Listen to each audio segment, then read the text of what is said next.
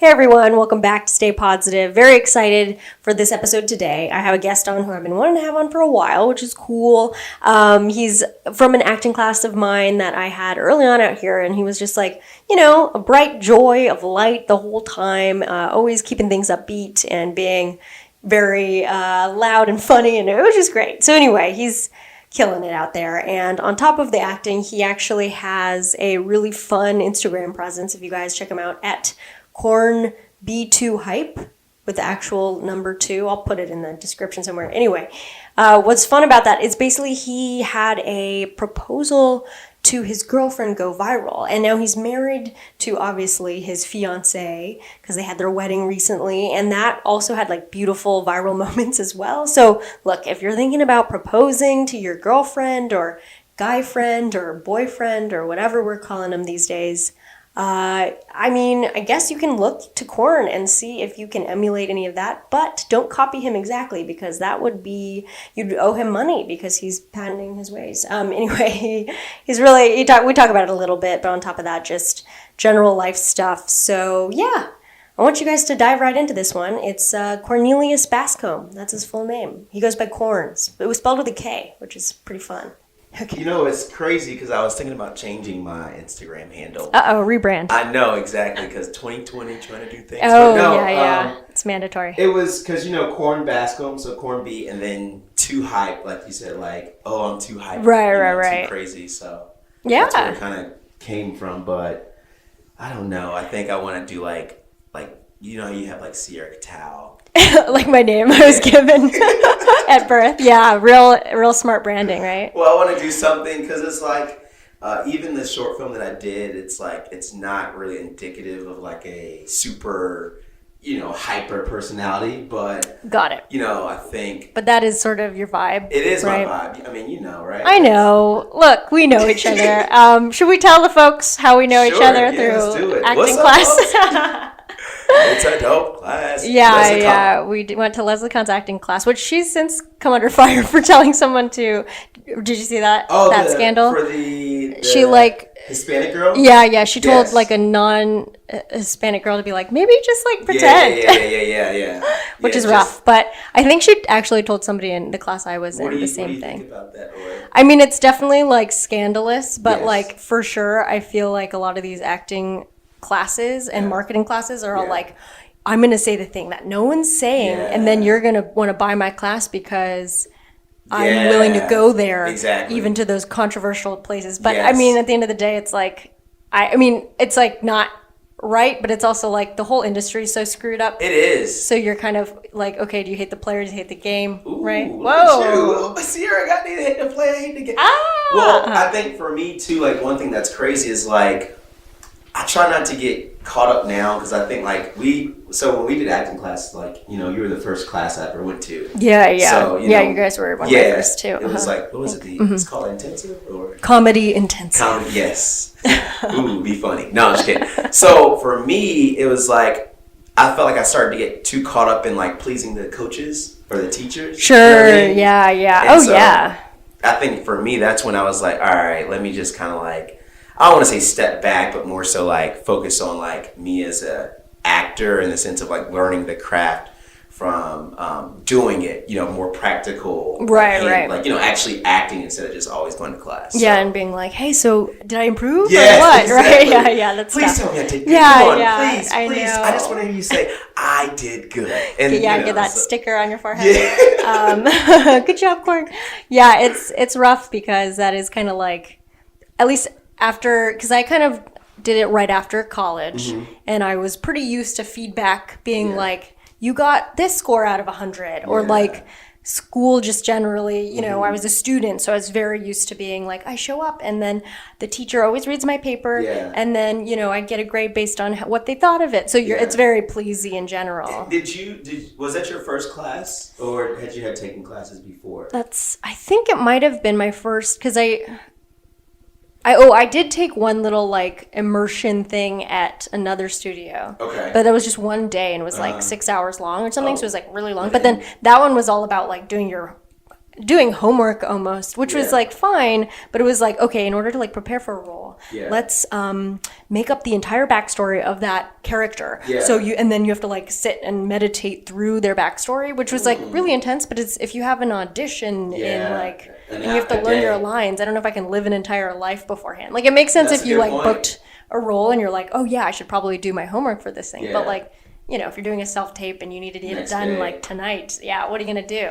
What's been your experience with like self-tapes and stuff? Like, I mean, I do them. I don't know. I mean, so self-tapes, for those out there who don't know, basically, I guess like, you know, we get something in our email. Oh, you got a tape for this thing. You have a deadline. You record it in your own house often, or room, or wherever. Have a friend come over, do that thing. Right. Do it in your car. And then you send that link or download link over when it's due. And so what I do is I tend to just like try to do it on my own. Oh, okay. And then I send it through, and like, I don't know, sometimes I've gotten responses, but like for the most part, it's just throwing it down a void, you know? Lots of fun. Well, the thing for me is like I haven't really done really many self-tapes outside of like commercial auditions, you know what I mean? So it's like, that's the same thing.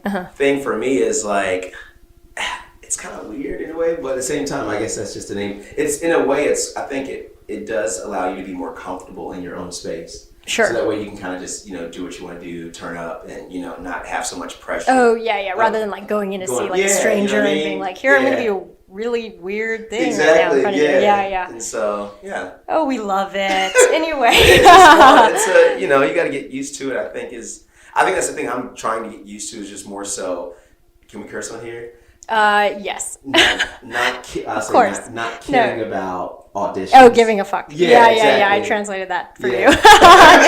So you cursed. That was Sierra. Guys, don't worry. Don't report Korn. I mean, that's fair. Yeah, I'm making everything a smaller deal, which is always important no matter what. I mean, I really like the classes for the sense that like I got to meet cool people like yourself and all our other friends in the class, and everyone had like, and I'm beginning to realize how special that class was in particular, because I think maybe they're not always, you put a group of 16 strangers together, you're not going to get a bunch of people necessarily who you mesh with, but I feel like we got really lucky. I don't even know if like, I don't know how big the classes are normally for like the comedy intensive and stuff, but it seems like we all gelled in a way, except for that one guy. Oh yeah. Oh my God, should we won't say his name, but we're gonna trash him, I think. There was this one guy that was a lot. He was a lot. He was a lawyer. Working rough. I mean, you know, and my sister's a lawyer, her husband, like, that's fine, but like there was something about him coming in and like thinking he ran that place. That was rough. But outside of that, like it was cool because like, I mean, that was like 3 years ago now. It was a while back. And so like the fact that like we're still friends, like you help me out, I help you out, wherever, you know what I mean? Like I think that's just a cool thing that you don't really get, or I mean, I don't know, but it's just like, I think doing Leslie's like the every single day at the top when we started, you become friends real fast. It's kind of like, you know, schoolwork in a way of like, studying for an exam every day or whatever. Right. So. And people always say like, it's hard to make friends as adults because, you know, maybe as a kid, it's like you're going to school every day, so you eat lunch, so you kind of you make friends just by frequency of seeing people. So it's like, that's a great way to make friends. Just like force yourself to go into a class every day. And then you're like, I guess, this works. And then luckily, you know, it was good people. We kicked out the ones that didn't. Yeah, I know. We eliminated the outliers. You know, he was just a little bit, it's weird because I think it was so funny too because we also had that group text. Oh yeah. And then he would say, this is good. Yeah. This is good dirt. So basically, remember people were like, "Oh, I'm running late to rehearsal. Yeah. If sorry guys, 15 minutes late. Oh, sorry, me too. Yeah. Hit traffic. Oh, sorry, just, you know, something ran long." And then it was a rehearsal he wasn't even going to, and then he was like, "Hey everyone, I think we should all respect each other's time and not be late." And it's like, that's true to a certain extent, but like, you're not a part of this. So like, have the host of the rehearsal say that if it's really that much of a problem. And then, so then he like kind of sticks his neck out there for no reason. So that was weird. And then lo and behold, like the next day, he's late. He's like, "Oh guys, sorry, I'm 30 minutes late." "Oh, I know, haha." It's like, you should, it happens this is life. The worst. Bro, and you're like being a hypocrite now. It's like, I think that's the crazy thing about LA is just like, you'll have to interact with so many people in the industry that maybe you don't even vibe with. Sure. And you have to learn how to kind of vibe with them, I guess, until it's tolerable. You know what I mean? Like, to be because it's like, after a while, even me, like, I mean, you know, like, we're pretty easygoing people. Mm-hmm. And, like, sometimes, like, dealing with people like that who are so anal, you know what I mean? It's just like, it's a right, because like I wouldn't bring it up, but like I don't know, maybe that's also partially I'm too far on the side of not bringing things up, but then especially with like people, like I feel like with us it's like I mean we kind of get it already. It goes unsaid. People. Like it's fine. We're like Sierra and I are weird regular people. Weird regs. Yeah. Get that dubs and that R. I don't know. Being strange. But so that's great. But anyway. Yeah. Other than that, though, I mean, I think, like, so many cool things about you specifically. Like, you're always such a high-energy person. Turn up! People... Thank you. Yeah, for confirming that audio-wise. And then... Sorry for your ears. No, don't apologize. And then... Oh, yeah. People... Well, I feel like... I don't know when this came up. But I feel like, you know, you're kind of going for like the, Anthony Anderson mentality or of the high energy or Kevin Hart, like those sort of, when we had to come up with like people we can emulate, celebrities you can emulate. So people are like able to put you in a box, unfortunately, because that's kind of necessary. But and so I feel like you're perfect for this podcast because it is positivity, but it's also like, you know, as I said, that is the brand of it. But you know, obviously, like, I think, you know, for me, I mean, being in an industry like this, right? Like, we're in an industry that's really unlike any other. Like if you are like a doctor, if you are a lawyer, there's like certain rules you have to abide by to get to certain levels. Like, you know, maybe you can be like, you can open up your own practice, X, Y, and Z. But like, as a creator, as an artist in this industry, in Hollywood, it's just like, you have to like do so much and you have to get like, you know, deal with so much rejection that it's like, for me, it's like, all right, well, I can either like, you know, be sad about this job I didn't get or be upset about it, but at the end of the day, it's like, as long as you know how dope you are, then fuck everything else. You know what I mean? You know what I mean? Because it's like, a lot of times I feel like we're going to get so much rejection out here, but it's like, I think for me, it's like, I know, and I don't want to sound like, you know, conceited. I'm not conceited at all. But like, you know, as long as you know that like you have something to offer, like, so many times, like, we always will, like, kind of, like, look at people and be like, oh, my God, I got to meet so-and-so. I got to meet this person. Thinking that they're the light to your success. Right. But really, you have to realize that, like, I'm fucking dope. I am that light that this executive needs to see. Yeah. When you see yourself like that. Now, what you can do for her then. Exactly. Like, like, you hire me, that's when your show's going to. Because it's like, I think about all the actors and singers and stuff who have made like the studio so much money. Like, you might hear about like, I don't know, Kevin Hart or, you know, any actor who's like, oh yeah, I have like $8.6 billion in movie sales. But it's like, they probably weren't paid that much, but you know what I mean? Like, definitely. You know what I'm saying? So it's just like, of course, I think once you like, I mean, it's a multitude of things. It's like, once you kind of get well at your craft and do your thing, it's like, folks will notice you. Like, you're super dope, Sierra. Like, I mean, come on, you just wrote for a Disney show. Can I say that line? Sure. Oh, sorry. No, you can't. I don't know how to respond. For a Disney show. Like, that's pretty dope. So it's just like, people are going to notice you. You know what I mean? It takes time, depending on what your, you know, your art is or, you know, what you're trying to do. But I think that's why I stay so positive, because I just understand it takes time. Totally, yeah. And I also live in a world of like, we're not in like 2000 or 2010 where it's like, oh my God, I gotta make an opportunity happen. I mean, I gotta go to this audition to make an opportunity happen. Like, people are doing shit like this. Like, you're doing your own podcast. You know what I mean? Like, nobody asked for it. We're doing it. No, you know what I'm saying? It's totally. That's like what technology. it's about. It's like doing your thing, because it's like, you know, I don't know, people become, you know, you can be just as successful doing your own thing as opposed to like, you know, working for a company, you know what I mean? So, might as well, you know, instead of working for Amazon, making Jeff Bezos all his stuff, God. All that money. Pay your people. Work for yourself. I know, seriously. I know. The warehouses. Yeah. Anyway, back to he doesn't need to go to space. He should does just pay not. his employees. He does Anyway, not. but yeah, so God, but speaking of, he has $114 billion. Oh Jesus, I don't even know what that means. Billion. I don't know what that means. Do you know there's like 999 million and 1 billion? That's just crazy to me. That's I just need a couple million. Right. Just give me a couple of million. Yeah, no. Give me like 5 or 10. Yeah. You won't even know it's missing. Yeah. What's crazy? No. I just wanted to bring up the fact that So speaking of the Disney Plus show, Korn did background work on it, stand-up work on it, which is like, it's like intense stuff, you know what I mean? Yeah. But you're an actor and like you show up and like the fun thing about it was you left such a good impression that they had you come back, you know? And like also such a joy on set. Okay, a couple things though. So you're like full name is Kornelius and we had a sidekick character on the show called Kornelius. Yeah, that's public. And I think it was so funny because we just like didn't know, because we kind of picked like a pretty unique name. Not a lot of people have that name. And the fact that you were also named Kornelius was great. Yes. I think it just made it that much better. It was funnier too. Because they're like, we're going to have Cornelius sit here and then we're going to have Cornelius come in. You're like, okay, which Cornelius? Right. They should have called you, because we didn't call him Korn. Right. So they could have called you Korn. Yeah. But yeah, that's hilarious.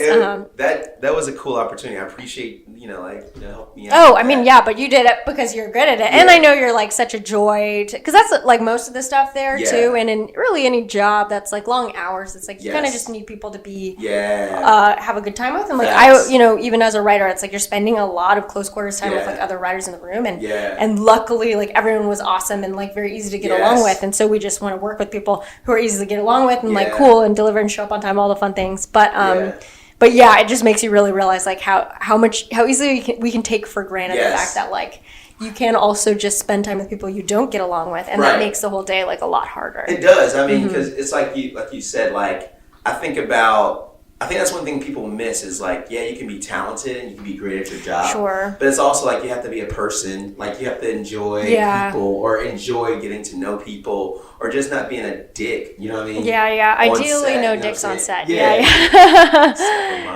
Nice. Got him. Delete. Also, I want to shout out Dan. Dan over here doing Korn's work. Friend in the room. He's sitting very quietly in the chair off camera. Full house here, folks. Yeah, thank you for bearing with us. But no, it's like. I think one thing that I loved about that experience, because that was really my first. Because like I started out doing improv on Undercover Boss or whatever. So. Yes. So it's like the backstory. Yeah. Korn's origin. Yeah. But no, like that was my first time. Sorry, I'll shut up. Yeah, pretty good, right? Save it for your comic book for Marvel. The origin, superhero. No, okay. No, but like that was the cool thing about, because that was my first time being like a scripted set. Or, You know what I'm saying? So it's like really cool to. I was amazed at the set. I mean, because I don't know. Sure.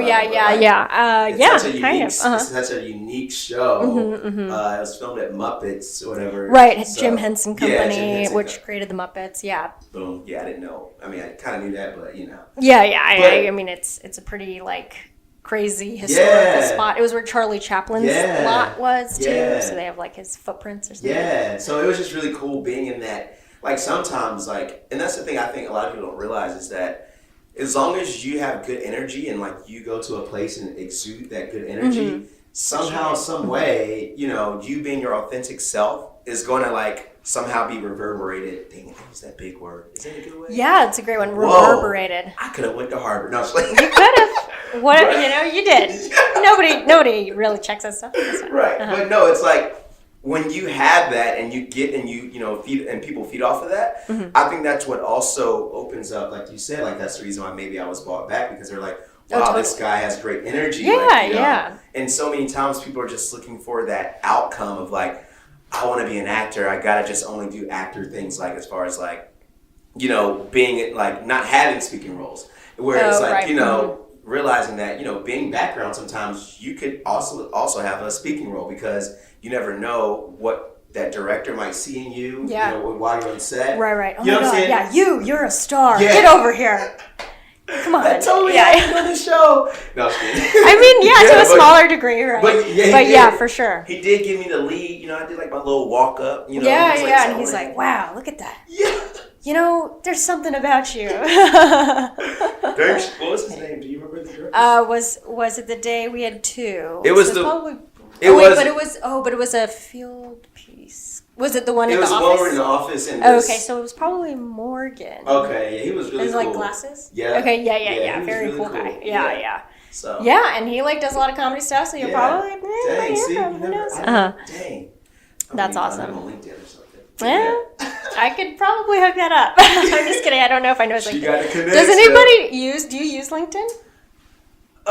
Not really. I don't really either. Yeah. But I'm not sure if it's. I know it's great for probably other industries. I don't think exactly. And I don't think people are like casting through LinkedIn. I'm not gonna stunt on you. Like I did, like maybe back in like October, like I was like in this mode of like, all right, I'm gonna do some things to make my career happen. Yeah. So tell me all the secrets. Well, so I just went on LinkedIn and like I just like invited like a lot of casting associates and producers and stuff like that, and most of them accepted my invite. So essentially, what I'll be doing is I'll just kind of like reach out to them this month through InMail.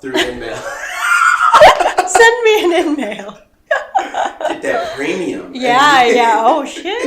Is that what is it? What's premium give you? Premium, it gives you access to like, for example, like you get to send emails to like CEOs or who are usually like, please no pictures. Yeah, exactly. They're probably not responding. Right. But pretty good. I mean, if that can get you in the door, And that I think that's the thing is like priceless. I don't know what the way in the door is. You know what I mean? No, nobody does. Yeah. Like, no, but I think that's great. Like, you do kind of just, because I also think about like from the whenever you're serving a role that is the opposite. So it's like, okay, if I were casting something like you're working on your short film or your pilot, and you're thinking about who would be good for this role, and obviously a lot of actors because you are one, but like imagine if you're not really an active actor, you're mainly just a writer or you're a director. Whoever's pinging you, like obviously there's a total chance that it's not the right person. Like it just doesn't fix itself. But you never know down the line, right? And like it's just a reminder. Well, crazy story. Check this story out. So my commercial agent, she's not my commercial agent anymore, but she was actually leaving, and she had like a little party at like a bowling alley, and I just met some of her friends, and one of her friends happened to be a casting associate, and I just met her and like told her I was an actor, but that was it. Like we just talking, hanging out and stuff. Then next day I got a freaking Actors Access email for an audition for an ABC show. Oh, so it's just like. Oh yeah, I mean that because that's their job too. Is like somebody described it as like, it's my job to like see people. Yeah. So they're just like constantly in the subconscious of like, that guy could be good for that. Even if they're bowling and they're trying to have fun. It's everyone's kind of always doing work. Yeah, that's true. Because it's on their minds. Yeah. And I'm pretty sure that's the same for you as a comedian because like I'm pretty sure every moment you're or like, that could be kind of funny. You write it down. Maybe it doesn't become a joke until later. She's hilarious. Now, that's your water, by the way. I forgot to tell you.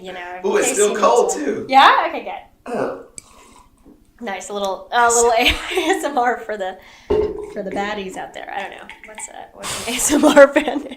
Just spit your water out.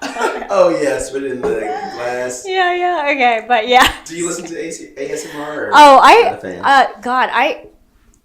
I think only when I first heard about it and somebody was like, you gotta listen to this. Like, he used to go to sleep every night. What? Like, that was just comforting. And I think it's the ones maybe where they're whispering, so it kind of is like almost like a kind of baby, like. It's so weird. Like if your mom is whispering to you, I don't know. It's a little weird. Because it's like, who knew that like whispering and sounds would like be so viral and popular? Like totally, it's huge. Or like they'll buy the gunk and they'll stick or the nails tapping or seafood or like crunching wrappers and shit. Like I follow some dogs on Instagram that they'll have like, this is ASMR. It's like a dog eating because it's like slobbering a lot or just like smacking. I don't know. It's kind of weird because I'm like, I don't know what this means. It's some weird people out there. It's like, but I kind of and so some of that stuff like crunching. Sometimes it can be like kind of satisfying, but I'm like, I don't know. Like I almost get this shameful thing where I'm like, I don't know what this means about me. It doesn't mean that I'm like Weird? But I don't think so. But then I don't know why it's even triggering that thought. I don't know. I It's think a lot of what's baggage. crazy is it's kind of like just things in life. It's like, and I guess this is kind of like, when we talk about this industry, but it's like, you really never know what you like until you see it or till you experience it. You know what I mean? Yeah, like, yeah. In the sense of like, and then you're like, uh-oh. Yeah, this isn't good. this goes so many ways. But Right. But you know what I mean? It's like, you just never know until you see it. You're like, oh shit, that's actually kind of cool. Like, sure. You know what I mean? Like, there's so many things, like games that I probably would have never played, or like just even this industry. Like, I wanted to be a cop. Like, up until I was like 17. Like a real cop? Like a freaking pig. No, I'm just kidding. Yeah. But like, I don't hate the cops, but I don't like them. Got it. But you know what I mean? But it's like... It's fun. But it's like, up until I was like 17, 18, I didn't, I wanted to be a cop. That's pretty, that's like and then, formative. a lot of my friends were like, dude, you should like try to be on TV and shit. And like, that's when I was like, all right, maybe I could play a cop. Yeah, exactly. And that's... You could. Not really get shot in real. Wow, yeah. Let's try to stray away from that. So, you just never know what kind of sparks your interest. So sure, yeah. Interesting. Why did you want to be a cop? Just because, like, from watching No, my movies grandmother. or, My grandmother used to be a cop, and then Okay, so family. Yeah, and then also watching TV shows. Sure. There's this one. It's actually so I was really lame. Talking about weird. It's fine. Safe so space. When I was young, I was like obsessed with the police. Like, sure. I don't know if you guys know what a police scanner is, but it's like... I think about The Incredibles. Oh, yeah, where he's listening to one to go, like, save people. Mm-hmm. Yeah, or if you've seen Nightcrawler. I don't know if you've seen it with Jake Gyllenhaal. Oh, yeah. I haven't, but it's kind of spooky, right? It is, yeah. But no, I used to have a police scanner, handcuffs, and a whistle, and like... Did you make citizens arrests?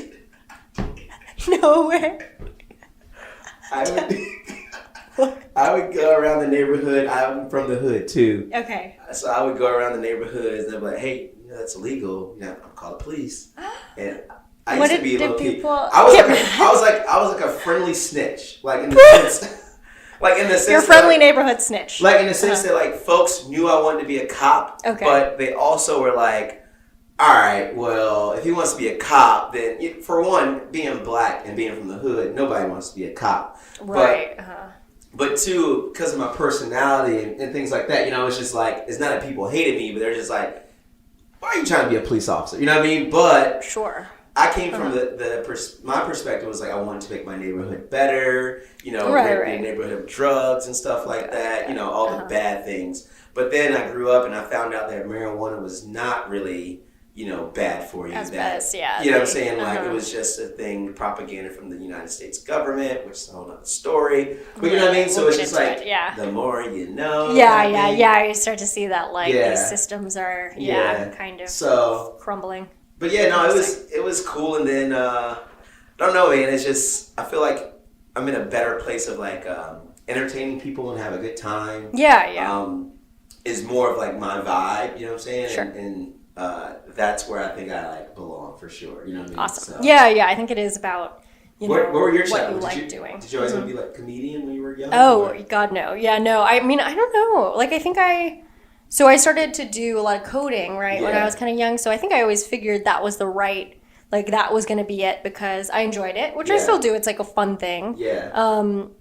And so I thought, maybe I'll work as a software engineer and do like tech stuff, and I'd never really done it. I had like a job where I worked from home a little bit, but I think I just figured because it was like a respected job that I'd probably want to do it. But I think what I learned later, and probably mostly in college, not only that like I like doing comedy and hanging out with comedy people more, but I think it was about the people. It was like okay, like tech people, I just like didn't. Yeah, I wasn't like friends with a lot of them, and I think for good reason. It was just like not the same personality, and I'm sure not everybody's the same, but it just kind of felt like, if I want to be like the funniest person in the room, sure, I guess I could be in tech and be like the funny office chick, right? But then, or I could working comedy, be like probably the least funny person in the room because everyone's hilarious and like laugh all the time. And like I think I preferred the latter. But do you like put a lot of like tech jokes in your stand-up? Not really, because it's like it feels more like a skill than like I'm not, because I think you kind of would make fun of the culture maybe, but I'm not part of it because I don't work in it. So it's like I don't know what I would really make fun of unless I was fully living that life. I mean, the only thing is that like, I know how to do it. So I guess like if there are like silly things there, but then that feels really in-jokey. And then you're like, hey guys, you know how like when you're coding and, you know, like it's just like embarrassing. You know, when your computer shuts down, but then you press Option Alt F4. That's hilarious. You know, that's, I don't know, I made that. But you know, it's definitely like a little bit, little silly. So, but I guess that was maybe the other career path that didn't happen. Mm-hmm. But I mean, it's also very technical. Is that what you went to Harvard for? Or? I did, yeah. So I studied computer science. So like, I mean, in many ways I was kind of still doing it. I like learned a lot of stuff, but I was always so focused on comedy. I did like stand up at night and stuff like that. Well, so, I have a question for you. I know you're like asking the questions, but I have a question. No. This goes both ways. Oh, okay. No, I'm really curious to know, like, what was your biggest hurdle into like getting on the stage for your first time? Oh, right. Like, was that super easy, or where'd you get the courage to do it? Sure. I guess so. I always say it. So I started when I was in high school. So I started quite young, and then I always say like I think it stemmed from I did a lot of student government. I did like running for stuff. So then I was like used to public speaking kind of. And like telling jokes there. So then I think it was kind of just like cool. I get to like give the speech without making the promises about the school.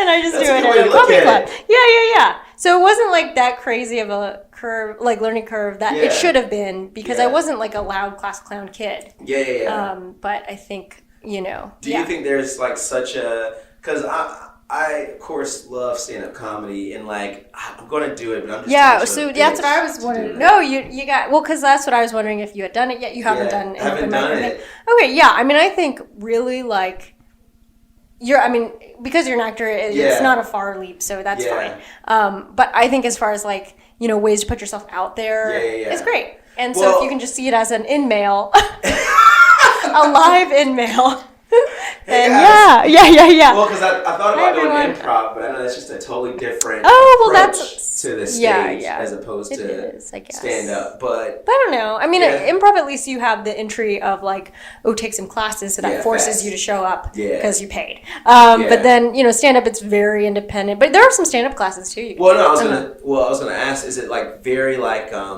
because you know, I don't know if you like pay attention to like Steve Martin. I watched his like master class. Oh, cool. And he was talking about like how he went on stage, and like his only objective to go on stage was like just to make people laugh. Like it was never to like put people down or talk about himself, but he just wanted to do more so funny things. And I was just going to ask you, or I'm just curious, like, is there really like a formula, or is it more so like you kind of figure out your delivery? I guess that would be the formula. Is it just more so you figuring out your delivery, and then you know, I don't know. I've never thought about it that way. Well, I guess like there's definitely people finding their styles. Yes, so it's like I think certain styles work for me, but it still took me so long to find what that is, and I sometimes worry, I don't know if I'm doing it because it works or because I actually like it, or, you know, so there's a little bit of that. And I think it's still figuring itself out. Like, I don't know, you know, and like,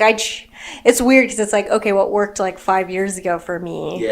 Kind of, am I just trying to emulate that same thing, or is it actually who I am? I don't know. But it doesn't matter. I don't know. And then do you like, how hard is it to like, go from like audience to audience, like if, for example, it's like an all-white audience versus like all black, or, you know, like, does that not matter? Or I mean, I feel like I noticed that I think there's a lot of like people who I don't know. I probably don't have comedy's of course subjective, but it's super subjective, but no, I don't think it matters too much. Like I think people, I'm not an expert on this because I feel like you know, sometimes I'll fall into the same audiences out here. Yeah.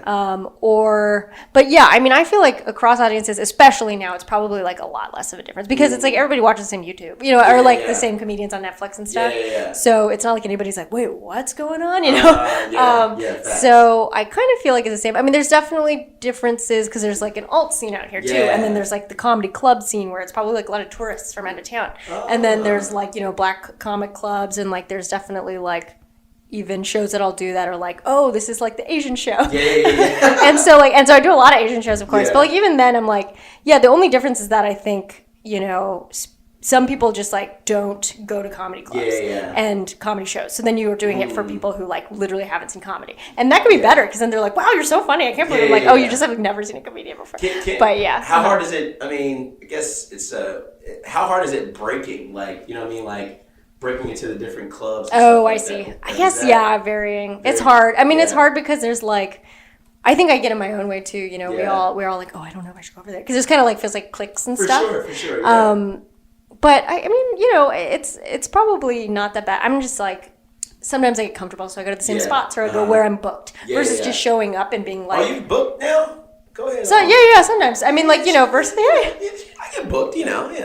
Getting booked. Sorry, did everybody hear that? I hear that people have to. I think out here you have to like invite people out. Or something oh, so that's like a bringer show. Oh, okay, those suck. I did that a little bit starting out, but it's just like how many times am I gonna make my friends pay like $25 cover plus two drinks? Like it's just I feel I get it. Like some people are like, well, I'm gonna go out anyway, but I stopped that. But anyway. But sometimes it's a necessary thing. Yeah. And then I also did, you can go to shows, open mics, and then that's kind of its own thing.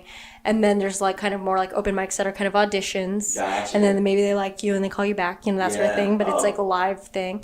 But yeah, it's a lot of waiting in line and like also just like showing up and hanging out and like not performing, which is what I don't do, which is what I should do probably. Why? Is that just meeting like people? Networking in the same way that like I guess, going to somebody's party or something. I think, but like, this is all stuff that is sort of, I've kind of like fallen into the, if I can just do shows that like they want me to be there, I feel much better. Of course. Versus like showing up and being like, oh, hi guys. I know nobody knows who I am, but any chance I can be on the show? But you kind of have to do that. And it sucks, but. Dang. And so they let you on like within the same day? Or sometimes, but normally, normally they don't. Oh, okay. I should say, sometimes they do if they like know you already, but I would say, normally it's just like. Then they'll say, we can put you on a future show. Or like you have a friend vouch for you or something in the same way that like, other things work, a referral. Oh, okay. But yeah, I mean, I think with starting out and stuff, definitely like mics are the best because everybody can go, nobody's going to turn you away. You might not be able to get to perform, but you can watch others, you can meet people, you can do all the things and perform in front of people that may not be super receptive, but at least they're not gonna, they're used to seeing somebody fall on their face. So if you fall on your face, that's fine. Yeah. Or if you, fall short of that, then great, So I think it's really like, it's the mics that are important and then, Because it's like, I feel like for me, like, similar to like I was a campus leader, so like I could get on stage and that's what I thought about. I was like, I guess that's what I did when I was on like in campus, whatever. I would. Is that my phone? It's not mine, so it might be. But is it Dan's? No. Sorry. No worries. It's not my phone. Oh, okay, good. Sorry. Oh, you know what it might be? It might be this iPad, but it's fine. But no. So unless like, it's No. So what's interesting about what you said is like now that I think about it, it's like I mean there were times I was funny, but I just know that like when you're on stage, I mean like it's all on you. You know what I mean? Like, sure. That's what improv people always say. But it's just like at least I'm like improv seems hard because you don't have anything planned. True. Stand up, it's like I kind of said this joke already and people laugh, so it'll probably people laugh. But like it's sure it's just you. Whatever. I don't know. I'm so used to like eating it. It's like whatever. You live through the next day. I don't know. Yeah. I mean, I think it's really it'd be great. I think you'd be so great because like high energy is fun. I think if you're erring on the side of high energy stand up, at least it's enjoyable. And then you know, again, about the like in male life. I think it really is like how if you get, if you, you know, if people are like, oh, who is this guy? You know, you get a little bit from your picture, you get a little from your Instagram. But, you know, if you have like a 2-minute clip, even it's pretty short, 1-minute clip on Instagram, and you have a joke in there about, you know, being married or something about you personally or about like your personality, and they can see you speak and something that they know you wrote about you. It's like, copy that. It's like a little like cover letter, you know what I mean? That makes sense. That makes sense. Yeah, as gross as that sounds, or like a little like, this is my like reel of me, except it's like literally a minute. And I have like all those videos, so just me working out and, or something I can create. And even like, I mean, just do stand up in the gym. You know, but I think like, but then also the other thing about the stand up backdrop is that it does. Like, I think people are used to watching stand-up videos. So if they see you holding a mic, they're like, oh, this guy must be doing stand-up. Versus if somebody's doing the, like, hi, guys, you know, I'm a vlogger. Yes, I think people are less likely to be like, oh, this is a succinct thing. Because it might just be like somebody being like, listen, you got to tell everyone to shut up and, like, follow their dreams. Because, like, no, you know, I mean, those are fun, too. But it's just a different... but nobody cares about this. It's just a different form of storytelling, I think. Like, exactly. Because it's like stand-up's so traditional and, you know, it's... we're... You know what I mean? It's a different form. It's just like, that's that kind of comedy. And then, you know, I just think about, like, you know, Instagram and, you know, TikTok. You on TikTok? I'm not. I need to get on Me neither. TikTok. But I did download it, and it's, like, so addicting because it's so fun to watch. It's like a whole nother world. It's like I feel like when we were growing up and like you know, we would watch things and like they would be for example, like it would be so new, and then as we would get older, I guess like Instagram, like I feel like now Instagram's ancient to like young kids or whatever. Like, sure, like, TikTok's the new TikTok. They're like, what are you doing on Instagram? And I guess that's like our Facebook or MySpace, you know what I mean? Yeah, Facebook's getting real old and weird. You got your aunts on there, you're like, ugh.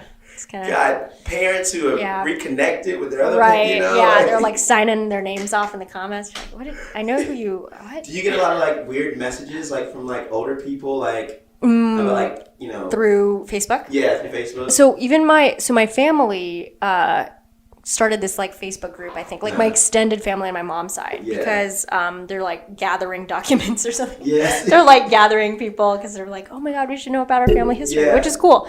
But so that's like everyone under the sun who is related to me is now trying to. Well, so it's my mom's side, so it's actually Tom is the last name. Well, her maiden name is Leung, but then like it's a whole thing where they changed the name coming over here, and so it used to be Tom. So then I think some people are named Tom still, like the last name, which is Chinese. T-O-M? Yeah. It's a Chinese last name. I think also people with the last name Tam, same name. Tom and Tam. Tom and Tam. Are you Chinese, Korean? Yeah, I'm Chinese, Japanese. Japanese. Okay. So my mom's side's Chinese, my dad's side's Japanese. Copy that. Okay. Yeah. So a lot of that, but do you get a lot of? I do. My mom sends me stuff every day on Facebook. Yeah, it's just like, why? I mean, like, is it a lot of like articles? It's like a lot of fake, like, you know, like they'll send like, if you don't send this within 3 days or something. Like She's that. sending you chainmail or like whatever those like. Then the ghost is gonna show up and she's like passing that on to you. I used to be so scared of those when I I think like as a preteen or whatever, like. Having a cell phone or maybe on Facebook, I can't remember. I think the first time I was like, oh my God, you have to send it to. But I remember I was like, this has to die with me, because it was like some scary, like the ring monster is gonna show up if you don't send this to 7 people, and I was like, but if I send it to 7 people, then those 6, you know, then they're gonna all have this thing, so I gotta eat this. Like I was like, I'm taking one for the team, and I didn't send it, and she didn't come for me. So you're welcome. You're welcome. Yeah, I freaking that chain letter ended with me. Chain text, I don't know. I was a hero that night, but I was scared. I was like, she's gonna come. It's like a lot of like, there's a lot of weird things like Instagram is going to delete or going to share all your stuff. Oh, right, where people post that text and it's like embarrassing. I'm just like, y'all really? Yeah, that's rough. Y'all don't think Instagram would send us something like? Right, and also like even if they did, you're not like, it's not a legal action to like post something on your grid. Exactly. It's so embarrassing. Like, so they gonna know that y'all posted this. Okay. Right. This will be upheld in court. Like they're gonna like blow up your post on a big foam board and like show it to the judge. Facts. Yeah. No. Yeah, that's tough. It's a different world. So no, TikTok. I plan to get into that, I guess, soon. I don't know what I'll do. Yeah, I mean, plenty of things. Well, yeah. I mean, I did want to bring up your viral proposal and viral wedding now. Yeah. So, okay, because this is big stuff, and that could be great on TikTok. Yes. So I mean, do you want to explain what happened? Through the years. No, like in 2016, 4 years ago. Wow. Mm-hmm. I tricked my fiance or my girlfriend at the time into thinking that she was doing a photo shoot on a rooftop of a LA skyscraper. So classic. Yeah. I put it like a Saturday. Classic stuff, right? I put a lot of things into like play. Like I basically reached out to a blogger on Instagram, and I said, "Hey, I want to propose to my girl. Can you message her and tell her that you're doing a photo shoot and you need couples?" Nice. And so my wife now, she took the bait. She was like, "Baby, somebody wants to take pictures of us." Wow. Okay, so you even made it seem like it was coming from her. Whoa, yes. that's deep. That's Inception. It's Inception. Yeah. Yeah. Yeah. Nice. So because I don't know, like I wanted to do something that was super different. Like I'm not the first person to do a helicopter proposal. I'm not the first person to do a photo shoot proposal.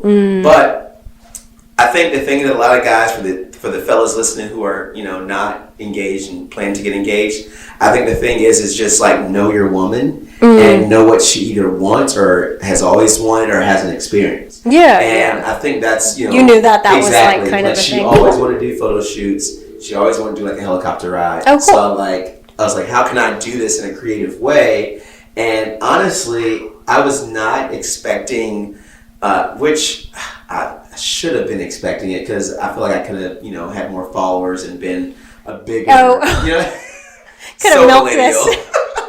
Could have milked this proposal for more. I'm such a millennial. Yeah. But because part of the job. Well, the thing is like now it's been seen by like over 70 million people. And it's basically, that's crazy. Like people 70 million people have seen it. And people are just sharing it, but like, there's like no attachment to like my name or. Right. You know what I mean? It's just like. Sure, yeah. I mean, but you did get some. Yeah, followers of course. Yeah, I got followers and I yeah. got some like ad deals and stuff like that. And a wife. Yeah, and a wife. Yeah, at the end of the day. But the thing was, I wasn't planning to go viral. I just wanted to do it and I wanted to have it documented. Yeah. And I was like, wow, like I didn't think it would, end up the way it did. But no, it was crazy. Like, if you type in how to pull off the best proposal ever, you'll see us. It's really cool. Is it that's on YouTube? Or? It's on YouTube. Okay, great. And it's sweet. It's also on like Twitter and stuff. So then did you upload that yourself or was that on the blogger? Okay, yeah. No, I uploaded it to my YouTube. Oh, good. And then one of my fraternity brothers, he saw it and he has like 70,000 followers on Twitter. Oh, yeah, and shared it. That helps. He posted it. He literally posted, he put the hashtag or the caption, "Watch this man surprise his girl with a rooftop proposal." That's good. That's a good caption. And it went because it makes it's like I don't know. I just feel like it's like I guess I got to see what happens. Clickbait, basically. But yeah. Well, that's good. At least you put it on your own YouTube, so it's like still attached to your. Yeah, like I made a couple $1,000 off of YouTube. Yeah. From the video. Nice. Yeah, but it's like gotta pay back that one. Exactly. Weddings are expensive. Yeah. Gee. Please understand they are expensive. I guess it's up to you, but no, like. So it went viral, and I've gotten a lot of like I guess how do I say it like a lot of people have reached out to me just asking about like love related stuff. Sure. And so in a way, and this is a thing like it's like in a way I've become like the love guy like literally like 80% of my followers are women. Yeah, that's so funny. They're like, hey, how come we can't do this? Yeah. Exactly. Yeah, that's big. What the I know. I feel and bad. then all they're like pissed. Like all my homies, Korn.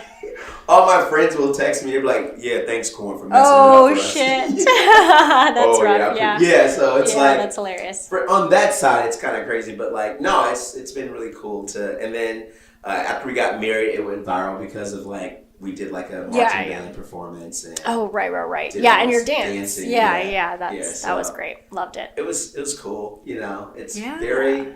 I think what it was though is just honestly our wedding, even though it was like it was not expensive compared to weddings. You know what I mean? It was like around the average amount of weddings and average price for weddings. And what a lot of people, they will spend so much money on weddings, but I think they lose the idea of what the wedding is for, which is it's for you two, for you and your partner. And so what happens is like, oh, I'm gonna spend $30,000 on a freaking, floor and florals or something like that. Ooh, yeah. You know what I mean? Yeah, and people are like sweating about it's napkin rings and stuff. Yeah, it's like instead, like we just kind of like was like, how can we just make this super fun? Cool. You know what I mean? Like it seems like dancing, like doing a choreographed dance, doing things that we wanted to do. You know what I mean? So that's great.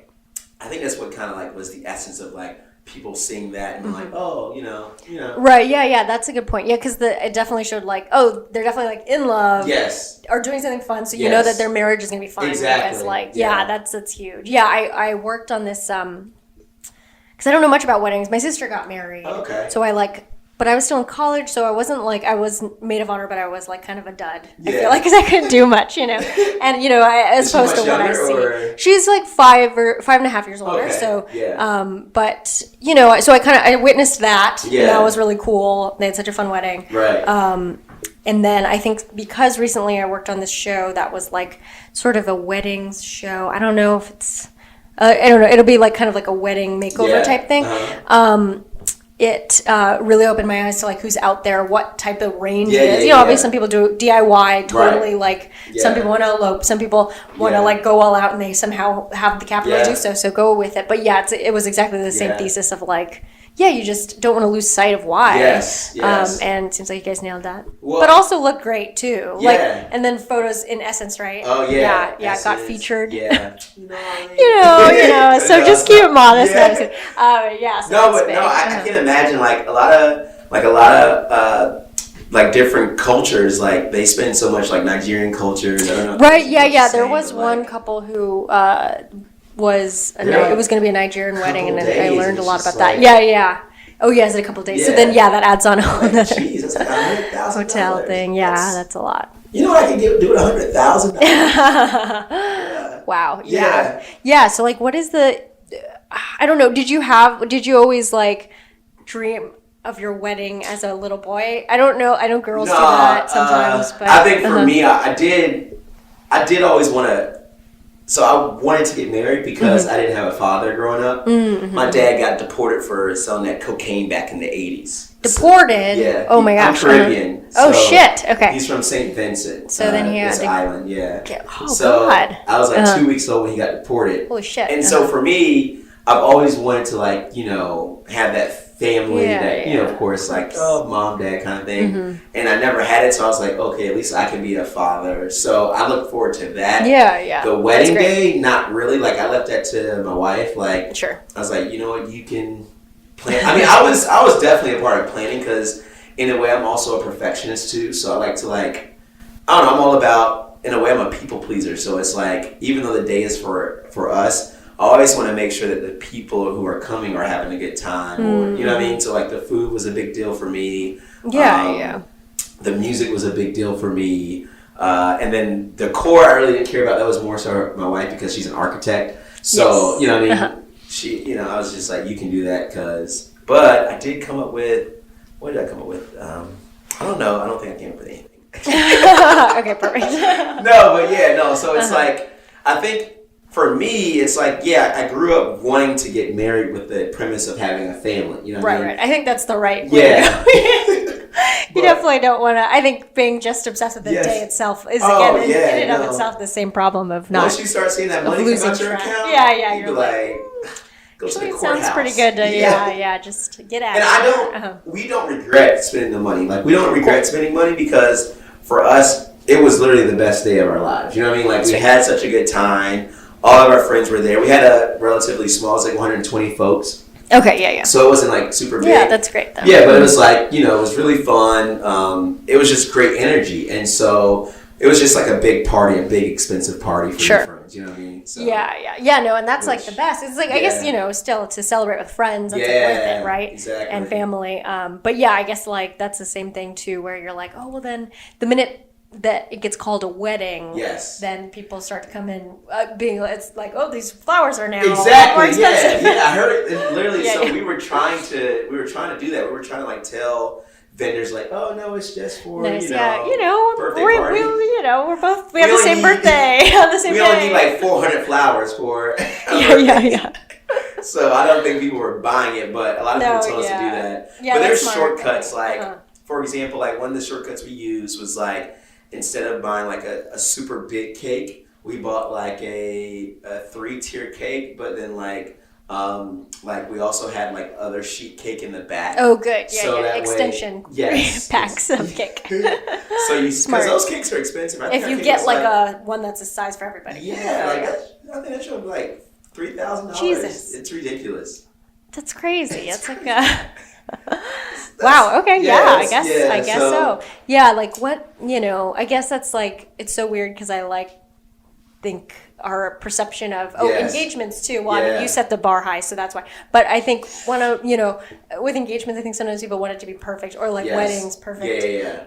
But it's like, oh well, the only reason like what we have to reference is movies, TV, viral videos, or like the times that it doesn't, something goes wrong, or like, oops, we forgot the thing, or whatever. Like nobody publicizes that, and it ends up being fine. But like, I think we're not ever seeing that, so we think it has to be perfect. A lot of things went wrong on my proposal day, actually. Like, like the helicopter pilot didn't want to like have us on the roof taking pictures. Oh no! He was like, you guys only have 10 minutes to take the pictures. Sure. And then it's just like trying to figure out how to get my wife to the place and making up excuses. Right, yeah, that's like, an added layer of it's just stress. Like all that crazy stuff. But like, no, it was really fun. Like it was honestly, I had a great time at proposing as well. Oh, cool, good, yeah. I don't know, it was really cool to see everything that you planned come together. You know what I mean? Sure, and so. and three people have like kind of done the same exact proposal as us. So it's crazy how influenced. Yeah, you're like literally changing lives. It's crazy. I was like, but I was like, okay. Are you flattered or are you pissed?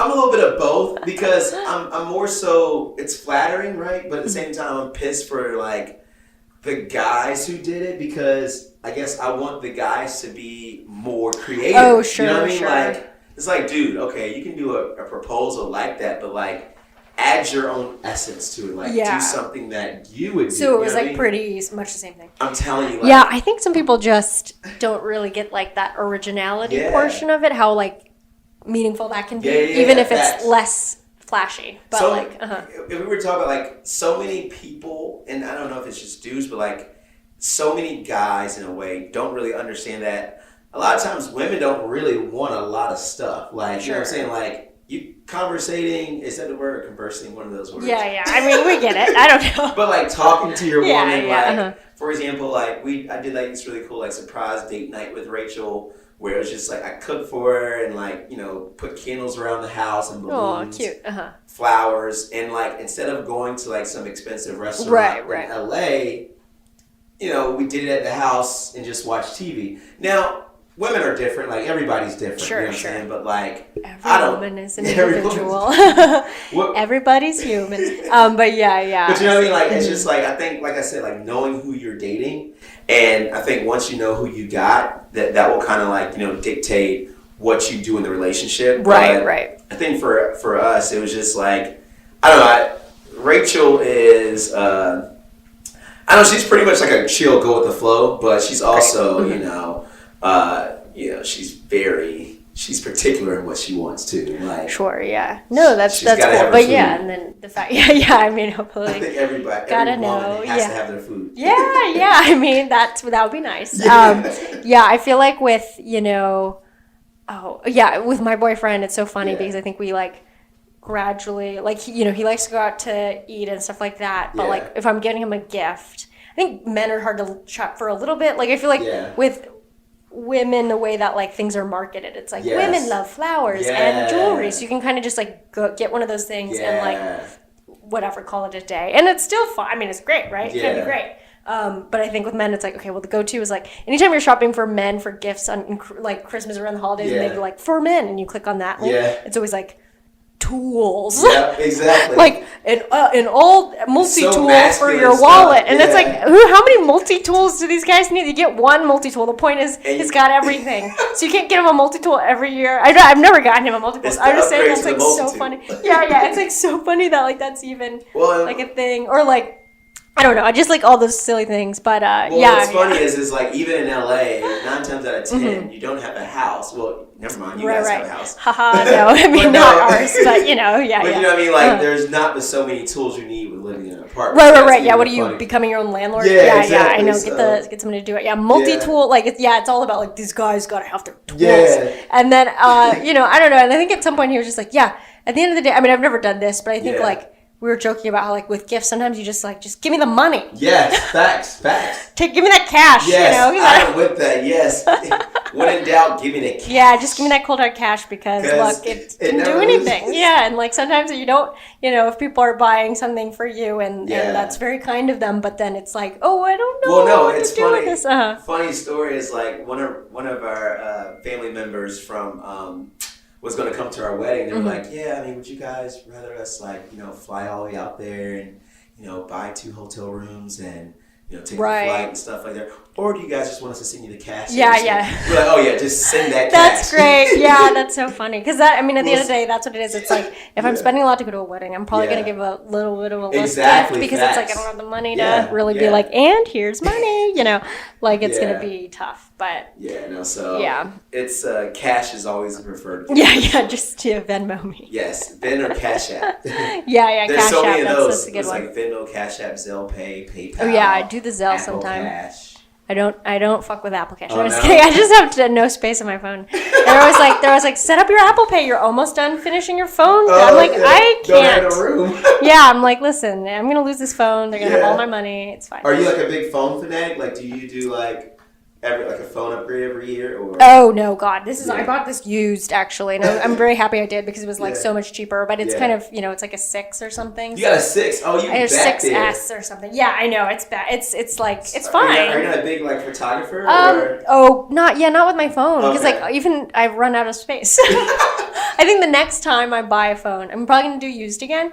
But I'll try to get like the next. More gigabytes. Right. Because that's my recurring problem. Like the smallest one's like 16. Oh my God. I know. I'm embarrassed. It's really embarrassing. Would you want to do iCloud? It's like $199 a month. Yeah, but then even then, there's some weird shit going on with my phone where it's like other space is taking up a lot. I think it's because I record a lot of audio for my stand-up. And then that's like some phantom space. Even after I delete them, there's some phantom thing going on. So I gotta just throw it all out. I just gotta start over, press reset on my life. I think mine is like 256 gigs. Yeah, that's what I need. That's ridiculous. Huge. That's like my computer. I have like 30,000 pictures on my phone. Oh, wow. Well, I also use Google Photos. Okay, so that backs up stuff, but I just have so little space. But yeah, that's a lot of photos. It's a lot. But you probably like high res. Well, and they're from like 2009. So it's like, yes, the golden year. Yes. We get a hard drive. Whatever, and just back for them sure. up one day, but No, like technology has changed so much since I was looking at pictures from like 09. I was like, wow, like. Sure. We thought these were great back in 09. You know oh, what I mean? really? Like, yeah, you're like, that retina look now. I don't know. The 3G pictures. Yeah. I don't know. Oh my God, remember flip phones and then you take the little thing? It was like you could not even see a face because it was like so small. not even that, but just remember the polyphonic ringtones? Oh. Like what is just like the picking whatever. Well, like the songs that like had like a really like I don't know. It's just like polyphonic ringers. Like it's like wow. Do you know what I'm talking about? I don't know what polyphonic. I don't know if I called it polyphonic, but I'm sure I could do a quick Google. It was you know them like it was like the ringer for like all the sure the yeah. I mean you pick from like samples and then you're like always hearing the same words. I was pretty whack. It's jarring. Like in 07 when I think I got my first cell phone in like 05, 06. Okay. Like in high school. Yeah. And I was so lame. I'll tell you how lame I was. I used to... You're making citizens arrests. While I was making my citizens arrests, I would put my phone on a timer so that my phone could go off to make it look like I was so cool that I was getting a phone. Oh, that's great. I mean, that's formative stuff. Yeah. I think that's like... You're like, hello? Just thinking about what we did in high school and middle school out of just pure insecurity. Like, Yes. Like every day was a living nightmare. I just remember, I was the last person in my like school to get my cell phone, or last person in my grade to get a cell phone. Just, I don't know, my parents were just like, you don't need one. You're gonna get one. And then they kind of, I played basketball. Yeah. So like they need to pick me up from practice, and sometimes it would end at weird times. So they were like, okay, we'll get you one now. And, but I remember also like, just pacing around the school, like not getting getting picked up from school, but like it was like a little bit later or something. And so I was like, the last one I just like have to like walk around the school alone, because I was just like, oh my god, like I can't be seen waiting alone. What is wrong with that? You're just like uncomfortable in your own skin. You're just like, I gotta pace because I can't be seen sitting alone. Wow, that's crazy. The things we did. It's like so uncomfortable for no reason. Poor, I pity us. It's sad. No, it was. But yeah. We grew up in an interesting time, because like now kids have like kids as young as like 6 years old. Oh, I know. Or they're like on the iPad as babies. I always see people in the airport, which I totally respect it. You got to put the babies on the iPad and then they shut up, but they are plugged in. They're wearing headphones like this. Yes. Big headphones, and they're just like playing games. Yeah, I heard that like sometimes the babies, you give them a book and they're trying to like swipe the book because oh my god, what's wrong with this iPad? It's not working. Oh my god, sucks. Wow. Yeah, your face is like, well, they we're even gonna took cursive die. out of school. You know what I mean? They're just like, oh yeah, that was archaic. I remember learning cursive. I never used that. Yeah, I had great cursive, but it was for real? I mean. I liked drawing, so I felt like it was kind of the same thing. But and you get those lines and the dotted line in the middle. Facts. It's so silly. What was your favorite childhood game? I mean, childhood toy as like a. Oh, childhood toy. What counts as a toy? I had Tamagotchis. Oh yeah, that's a big one. I had like a knockoff one that was like. Baby. I mean, I guess Tamagotchi was a baby. Yeah, maybe it was a nano. Nano baby. Yeah, maybe that one. I guess that was stressful.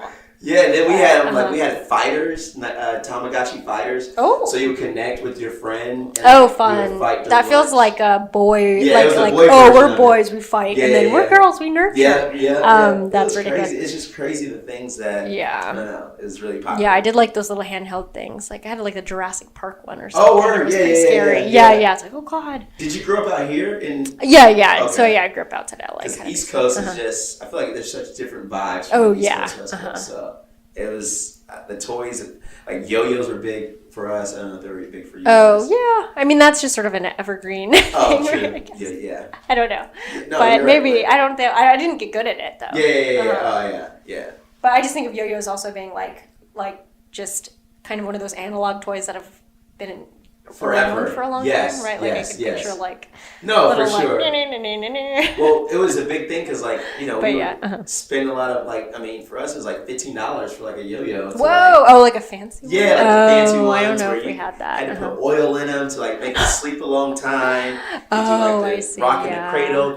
Oh yeah, that's big. Oh yeah, right. You remember all those things? I do. Yeah, I personally wasn't that. So, no, I was not that lame. Yeah, I'm so sorry I didn't associate with people like that, but I was very lame. Yeah. That's big. Yeah. So I was just curious what you guys did. Yeah, I don't know. I mean, there was like the colorful rainbow string that you could make like things with, maybe with a friend. I don't even know. Like the I know what you're talking about. You do the spider thing. Yeah. Spider web. Yeah. You go through it or whatever. Or like I guess that's kind of similar to that. No, I'll find those stuff every so often if I like go to my parents' house or something. Like in the back, like it's all dusty, and you're like, "Whoa, I forgot about that. That was a big part of my life." Well, because I think it's just crazy that like we were so hands on, and now I'm just like afraid for like my kids. Oh, like, right. I don't know what. I guess it's like kind of the same thing, but active wise, like if you're like running around outside because you like to play tag. Go sneak or tag, they're not doing any of that. These days. You have to like make it an app, and they'll do it. It's like it only works if you're running. You're right. If you think iPad. about Pokemon Go. Yeah. That made me go outside for a while. Oh, you played it? I played it. People were going crazy over it. My sister still plays it. Yo, people were going crazy. People were, jumping in fountains. Yeah, I know, getting in all sorts of like crazy car accidents. What year was that? 2016, 2015? Yeah, I think it was not too long ago. Maybe maybe like 2016. Yeah. It was huge. Uh-huh. And I so many people were just playing. I was like, dang, I should get into it. I think I played it like 2 times. You weren't super into it? Well, I just Nah, but I should have. I mean, I thought it was fun. Yeah, I mean, it's definitely like I felt like people were like, "This is the future," and then it kind of died. But it does feel like the most exciting way to play a game because it makes you go out into the world. I think it was like causing real issues for people too, like people getting like called the police on or because like it's like a suspicious character and like they call like some white person called a black person obviously in my neighborhood.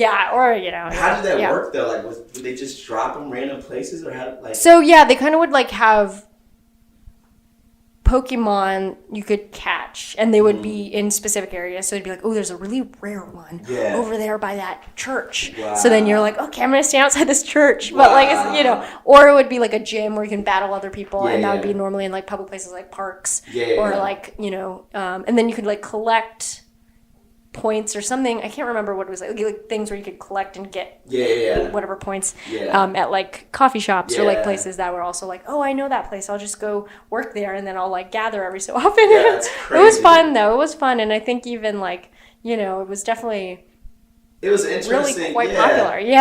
Like I knew producers like because it was when I was working on Undercover Boss. I knew producers that would be like, all right, I'll catch this Pokemon or something. Really? How funny. They're like, this is more important than what I'm doing right now. Producing reality. I mean, it was definitely like, I think I haven't re-downloaded again Space on my phone, but I need to, I would revisit it, because I think my sister still plays, and she works on like, at UC Irvine, like at a campus, so I think there's a lot of spots to go to, and she says she'll like go to a bench and like sit and like play a little bit, and then she'll like see someone who's also at the same bench or something, and she'll be like, I think they're playing, but like you're not sure. Even when it was like really popular, we would walk around where she used to live, and we would like run into a bunch of people doing the same thing, like it's like so interesting. I've seen that. There'd be groups of people in one. Right. Like, and it was like people I'd never, like kids that I'd never hang out with, or like, people who are like, I just got so-and-so. And it's like, was it weird. Pikachu? Pikachu was like the main one? I'm sure that's like, might be a little rarer. Well, I don't know. Yeah, there were some that were Pikachu like. Was the thing. Okay. Did you trade cards too back in school? Oh, I see. I had some, but I don't think I ever played with them. They might have been my cousins or something. Like, that was huge. Sure. Like, they had the hieroglyphics on the cards. Oh, the like. Yeah. Oh, yeah. And the hologram thing? Yeah, those. Now, that was a real serious thing back in I'm sure, I think I missed that wave a little bit. Yeah. Or I just didn't personally, but No, that was, like, trading Pokemon cards was like, dude, I was So you were into that? Well, I was just into everything. Like, that's the thing. Like, I was just, I think it's a testament to, like, me as a person, like, I gravitate towards just people. Yeah. You know what I mean? So it's like, I love learning different cultures and like just learning about how different people perceive life, you know what I mean? And like things that they like. So in school, like I said, I grew up in the hood, but like my best friend was like from Turkey. So he's Muslim. So it's just like, that was interesting. Yeah. And like, just going to like Lebanese parties and stuff like that and experiencing that kind of culture. My girlfriend at one point was like Indian, so like, it's just like yeah. It was like a melting pot of like influence for me. American man, the all American. That's a movie or something. The American Man. Yeah. There you go. The all American Man. Yeah. So, I've got friends in all different country codes. I got girl. That's like the Jay-Z song. Yeah, exactly. Is that Jay-Z? Girls. Okay. Dan's giving us the nod. We're good. But yeah, that's awesome. Wait, okay. So then I want to kind of like go into the realm of what you do. Yes. To make yourself cheer up, or like how do you keep corn because it's clearly a science. I think the thing that makes me most excited about life is just honestly waking up every day.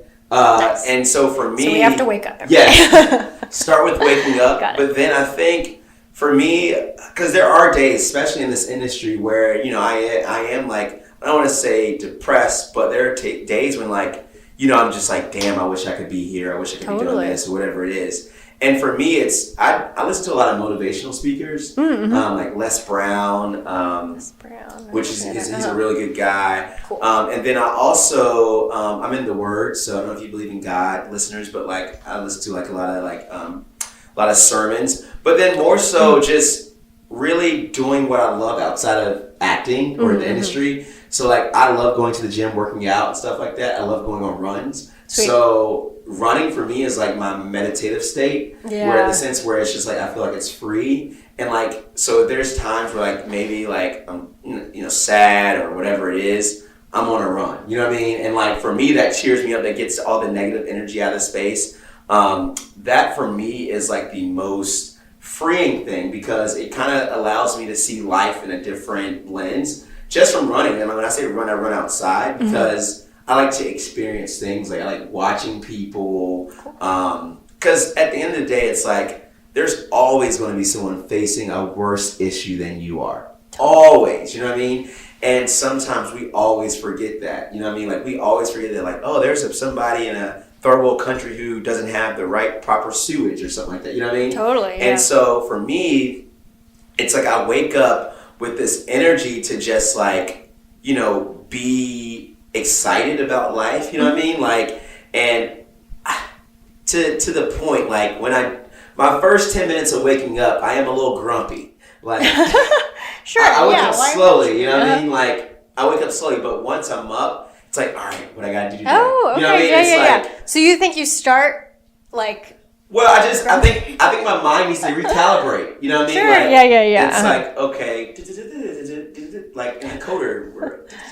Oh, right. All right, cool, we're here. Yeah. This is what's going on. Yes, the coder world. But yeah, I know you're speaking my language. Yeah.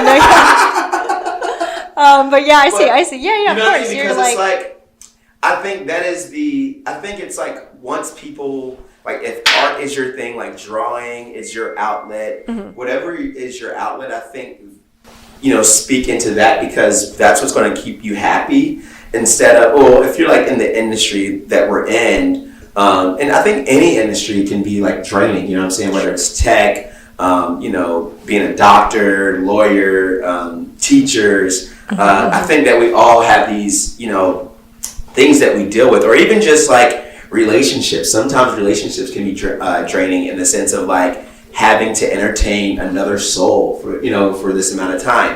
And it's really important to, have space to yourself. Like, really crazy story, like my wife, she was like out of town, I think in Chicago, and she was like, walking around, she's an architect, and like she was just like, looking at the buildings, and I was constantly texting. I was like, oh, tell me about this building, or tell me about this. And she was like, can you just like leave me alone? Like, I just want to be in this space. But that was like a learning moment that like, that's her space of like being alone. Yeah. Freeing for her to like, really enjoy this architecture. Very cool. And so I think that we all have those things.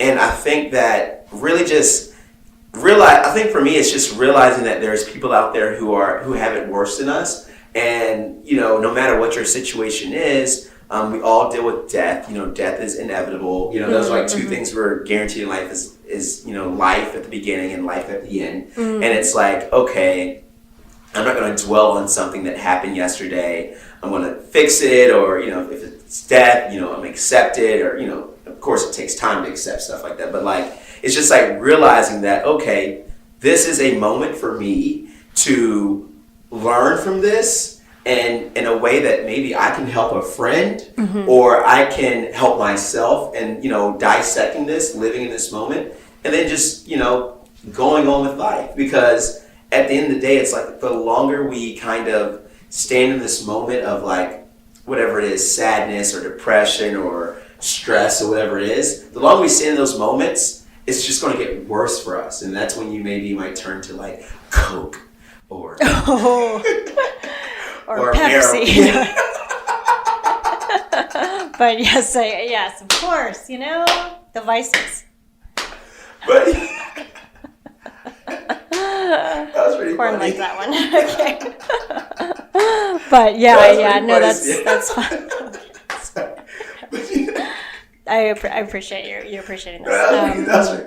But yeah, so that, I think for me, it's just it's really just realizing that life is really good. You know what I mean? And just really like, there's people who want to take their life, and I mean, it's just like, I don't know, it does get tough, you know what I mean? But I think for me, it's just like, I just wake up in a way and I just see that like I'm alive, I have fingers, I can talk, I can eat, I can smell, I can walk. Being grateful for those like things we take for granted. You know what I mean? Yeah, no, that's really awesome and totally like. Yeah. I always need that reminder, and it's like thanks. pretty funny that then sometimes I can get so comfortable or complacent or just like ungrateful for things that I'm like, oh my God, Sarah, what are you doing? Yeah, like I mean, you're killing this here. You know you are. You're killing it. But yeah, it's even if we're not or we don't feel like we are, it's like definitely important just to be like, oh yeah, but then also, we're so lucky. It's crazy because like we're so hard on ourselves, which could stem from anything. Like could stem from just our dreams, right? Like we all have dreams, expectations. Like if we think about like the most successful people, they even have dreams of like still wanting to go further in their career. Right. Jeff Bezos wants to go to space. Like what? You gotta stay here. Stay here. There's nothing out there. Like there's nothing out there. It's for you. like I don't know if you watched this show on Netflix called what is it called? It's called Our Planet. Oh yes, Will Smith narrating. Right. Yeah. Oh wait, no, you mean there's Our Planet, which is like the nature one. Yeah. And there's like the rock one, or like what is Our Small Rock. Yes, one small rock. One rock or something like that. Yeah. Rock Smith, the Will. Yeah. Just look for Will Smith. Yeah, Will Smith is narrating. Yeah. But I remember watching it, being really fascinated. And it was just crazy to me because they were like, we've just found another galaxy out there, and I'm just like, a whole nother galaxy. Right. Like there's all these galaxies, and yet there's like we still have there's life out there, but I believe there's life out there, there has somewhere. To be. Yeah, I'm sure. But Jeff, you're not gonna find it. Right. And it's like, dude, come on, plenty of life right here. Some of them working in your warehouses. That you're paying like $5. Yeah. Let them go to the bathroom. Let them have some bathroom breaks. Right. Yeah. So it's like, for me, it's just like, I don't know, realizing that those are the fun things, I guess. You know what I'm saying? So. What about you? Yeah, I love it. What keeps you super motivated? Yeah, I mean, a lot of that stuff, like, I feel that way too, just trying to be like in the moment, grateful, things like that. But I think right now, like, okay, I was thinking like New Year and stuff like that. Yeah. I definitely think I like being around people who are, inspiring to me. And like, I really like learning other people's stories just to be like, wow, that's like another way to approach life. Yes. Or just like, oh, interesting that, that's, I don't know, something that you could be passionate about. Because sometimes people are just like have these hobbies or passions or stories that I'm like, I didn't even know that was a thing. Well, that's such a good point that you made that, because like that's one thing I do a lot. Like I love hearing stories of like people where I want to be, like actors, directors, hearing their story, hearing their grind.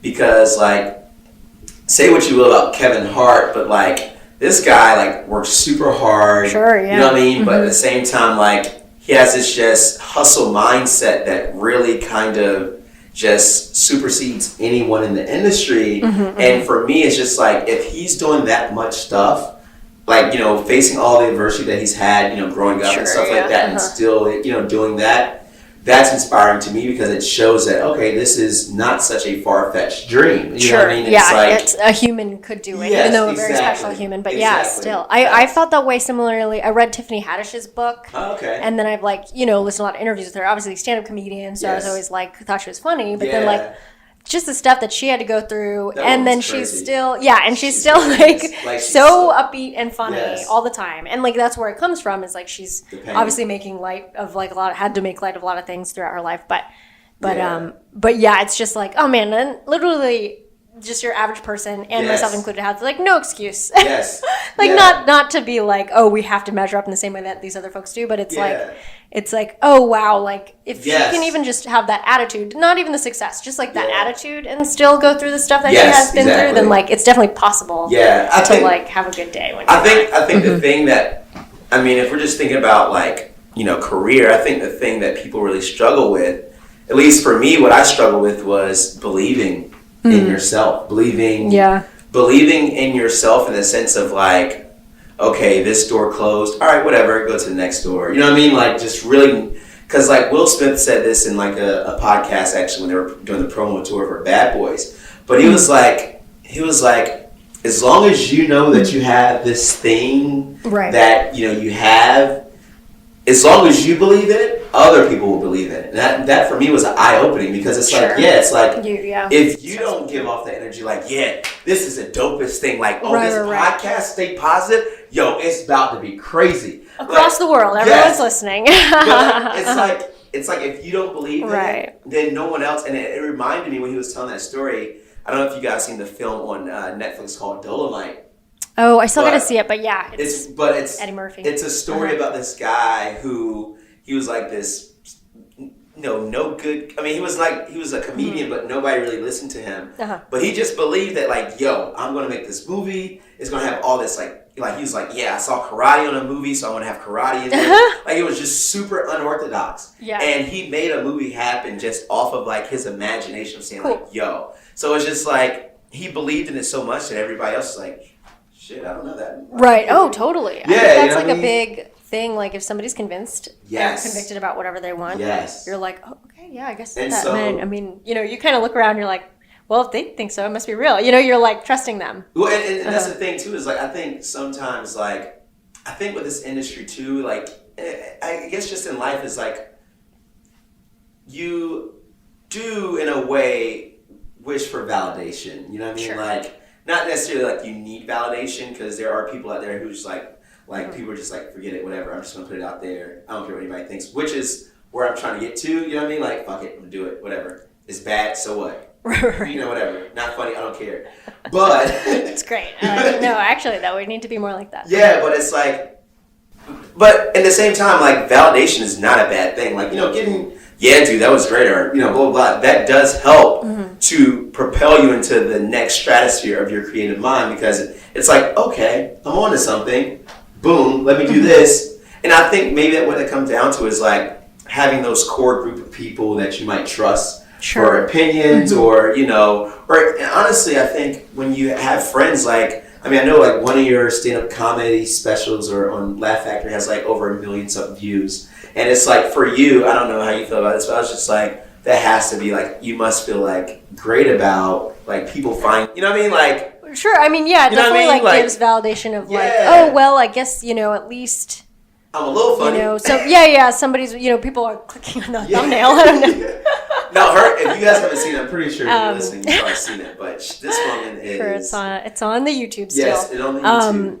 But yeah, no, of course, like, it's nice to have, but it definitely, I remember feeling that way. Yeah. Or initially hearing when somebody told me that. Actually, it was the Laugh Factory when I was still kind of more involved there. I don't perform there as much, but the owner was like, if you don't believe in yourself, then like, how am I supposed to believe in you? Facts. And at the time, I was kind of used to, I was pretty young, but I was used to people kind of telling me things were good. So I wasn't, again, going back to like, validation and being pleasy and stuff like that. I think I was very much used to being like, well, I make the thing and then I pass along and keep people's expectations low. And that way they'll be surprised when it's actually good. Facts. And then that's like how I ran my life and how I sometimes still run my life. Yeah. But I realize now, like, that's not the right way to go about it. But it's interesting.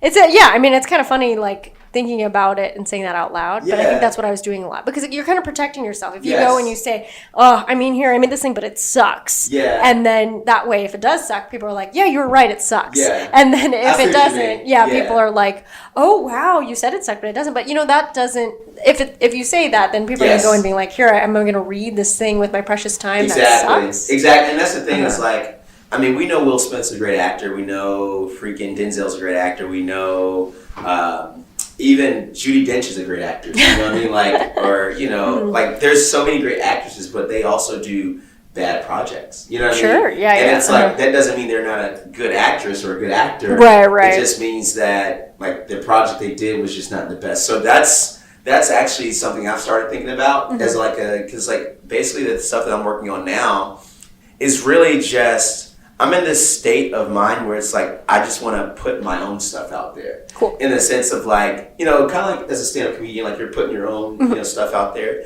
But it's like, I want to do like my own short films, like pilots or whatever, because it's like, if anybody can do me, then I can do it. And you have to think about it from like, in the acting perspective, it's like, when you go into an audition, the directors, the writers, they're literally just looking for you to be the best portrayal of that particular scene or project for them. And it's like, it's not that you're not good or anything, it's just that, we want somebody better. But when you're doing your own projects, I mean, it's like, shoot, I am that. You know what I mean? I am the best. Like, I don't have to go to an audition to get that approval or be denied in a sense or whatever. So it's like, yeah, I mean, if I get an audition for a TV show, I'm going. But, for me, it's like, I really want to create my own stuff and also learn me as an actor. Because, acting is really new to me in the sense of like, scripted and like, learning,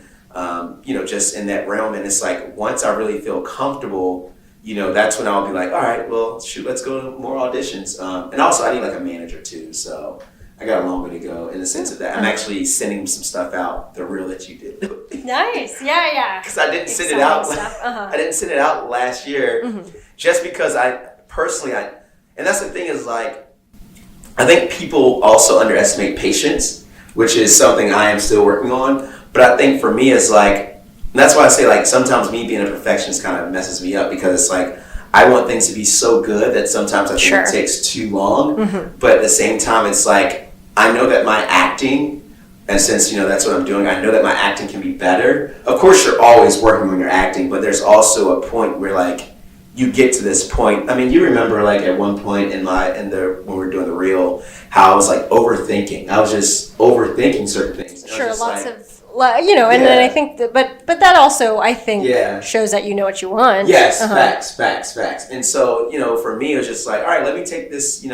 couple months to just, learn more stuff about acting. And it's crazy now because like, and you're a writer and actress too. So you realize that like, there are two different mediums in a sense that like to write a screenplay and also act in it is like, a super interesting feat in itself. Sure. And so, I mean, I don't know about for you. No, yeah. No, that makes sense. But yeah, it's really cool that I think you're totally right about like the best person to play you is you. Yeah. And I think we all kind of like gradually learn that because it's like after going into a bunch of auditions and you're like, wow, this is weird that they think I'd be here, Yeah. And it's so dependent on what you look like, sometimes it's on how you feel and what's crazy is I'm like on this masterclass thing now. But I watched a masterclass with Judd Apatow. Oh, cool. And he was talking about, he was like, literally the reason why all of his movies have been made is because he wrote them. You know what I mean? Sure. And it's like, he didn't wait around to be like, hey, anybody got any scripts? Exactly. And it's like, they're all his stories in a way. Like he's like a big guy on like the, the good guy or the nerdy guy getting the hot woman. Sure, like, that's kind of a lot of the TV show themes. Love or Superbad or 40-year-old version. Like all those are the theme of like, oh, the nerd's going to get the super hot girl. Yeah. And he was just saying, he was like, literally it took him writing his stuff to really kind of, get it seen or get it produced. And now it's like a genre essentially. Yes, people like, this is like a Judd Apatow comedy it's where like, you're like 30 schlubby dude. Like getting Charlize Theron notes. But yeah. So it's just crazy that I think that's what I'm thinking about now is like when I create content,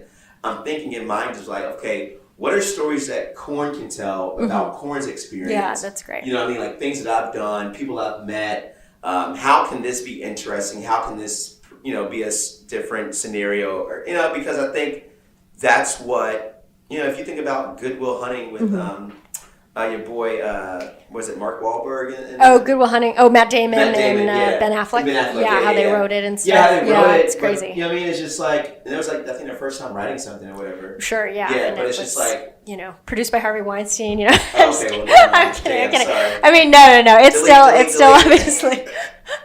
It launched their careers. Yeah. Of course, Then some other stuff happened, and then now, here we are. But no, I'm kidding. But no, a lot of people use that. No, I mean, everybody uses that example because it's a good example. Yeah. And then also I don't want to keep you too. Dang, we've been talking that long? We haven't talking that long. That's awesome. Oh, wow. Okay, yeah. Because you're so interesting. Well, you are But too. I do want to, I want to respect your time. So anything you want to wrap up with and plug? No, I think, for one, thank you guys. Yay, thank you for coming on the pod. I know. Thank you for having me. I mean, it means a lot. I love this state. I think what you're doing is super dope. I mean, the idea of staying positive because it's super hard.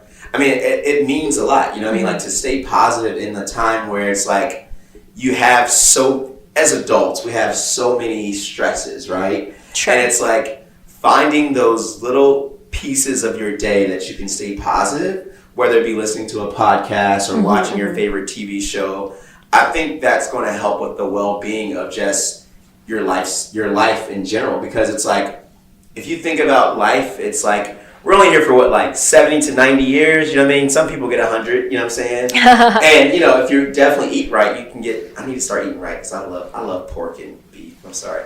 But anyways. I mean, some people don't think that's that bad. But no. But I do, yeah. But you know what I mean? But I think that, like, we're here for so long in a way, but also we're here for such a short amount of time, as we saw with, you know, Kobe Bryant passing, which just literally, I think Kobe Bryant passing for me, although I don't really watch basketball, I just knew the gravitas of like who this man was. Yeah. And the idea that this man who was so big of like such a big like iconic figure, and like who, you know, stood for so much in the sense of like work ethic, family man. For me, I was just like, yo, we're not here for that long. So it's like anytime I get to like stay positive or, you know, or like be positive, I have to take that, because like, you know, we're here now, but we could be gone in an hour, you know what I'm saying? Sure. So it's just like, you never know when, I don't know. So it's just like, stay positive, folks. Go Sierra Catal. Did I say your name right? Catal? Oh, it's Cato. Kato. Kato. I have never think about it. Kato. Yeah, Kato. Sorry, perfect. Kato. Like, you know, that's a store. No, that's Kato's. Never mind. Close enough. Yeah, thank you for having me. Thanks. This is inspiring. Thanks for like yeah. You know, how often do you do these? I'm trying to release them bi-weekly, Okay. like once every 2 weeks or so. But then, you know, I've kind of had a little break around the holidays. Yeah. I've been not great about it. Oh, no, it's but I'm trying to, now that I have the space, I think it'll be more frequent. But and do you just run them all together, or is it like you just cut them up? I do one guest per episode. Dope. Okay. Yeah. Nice. Yeah. This is dope. So this is the Korn episode. I feel special. Well, thank you for having me. Yeah, Stay thanks. positive. Woo. Follow me on Instagram at Oh, cornbeat2hype. It might change soon though. So Oh yeah. So Korn who Bascombe. knows? Yes. Thank you for having me. Thank you. Okay.